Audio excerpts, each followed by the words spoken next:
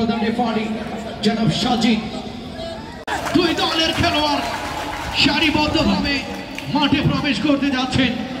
আপনাদেরকে জানিয়ে রাখি, হলুদ জার্সি পরে যারা এসেছেন তারা হলেন গৌরীপুর ভোরের সাথী ক্লাব দাউদকান্দি। হলুদ জার্সি পরে গৌরীপুর ভোরের সাথী ক্লাব দাউদ। মানুষের মনের খোরাক এই স্টেডিয়াম ধরে খেলাটি পরিচালনা করবেন, সেটি ঘড়ির দিকে তিনি তাকিয়ে আছেন।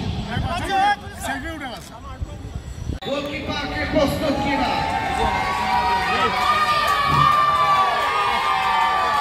মনি ক্লাস করবেন কিনা সাক্ষাৎ গোল মেশিন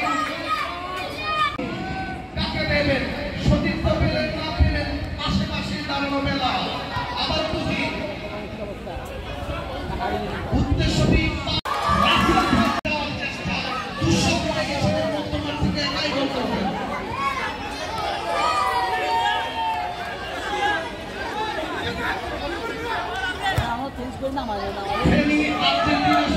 গোষ্ঠী আদিবান আবারও মনি সম্ভাবনা কাকে দেবেন, মনি মেসি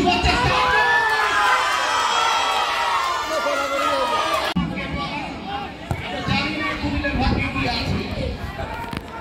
আক্রমণে যাওয়ার চেষ্টা কুমিল্লা, একক প্রচেষ্টা হারিয়েছে মনি, উঠে পড়েছে বলটার পায়ে। আবারও তিনি ডিফেন্ডারকে বল মনি দূর থেকে ক্রস করেছে, চমৎকার বল।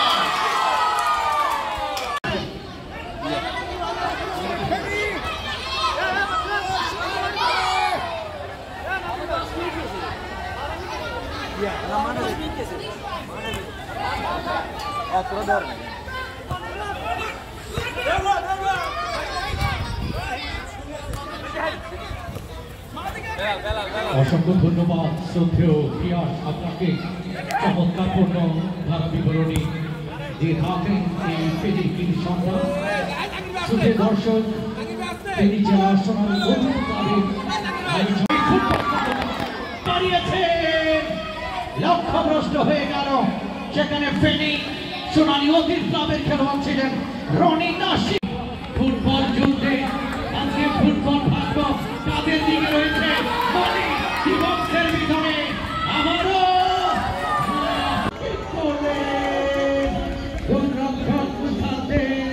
তিনি কিন্তু কঠিন পাহারায় ছিলেন, মায়ার বাগানে বলকে নিজেরাই এনে নিলেন।